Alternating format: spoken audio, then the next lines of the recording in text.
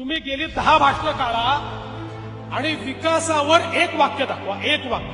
मुंबईकरांच्या जीवनामध्ये परिवर्तन आणण्याकरता विकासाच्या विजनचं एक वाक्य तुम्ही दाखवा, 100 रुपये माझ्याकडनं घेऊन या. बोलतच नाही, बोलूही शकत नाही.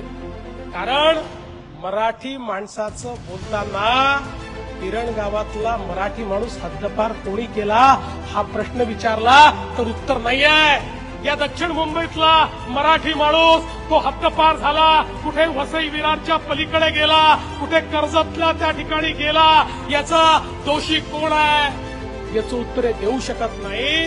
पण त्याच वेळी याच मुंबईमध्ये मुंबईतली सगळ्यात मोठी चाळ बीडीडी चाळ, ज्या बीडीडी चाळीत राहणारा माझा मराठी माणूस, त्याच्यावर आलेलं संकट होतं इतके वर्ष.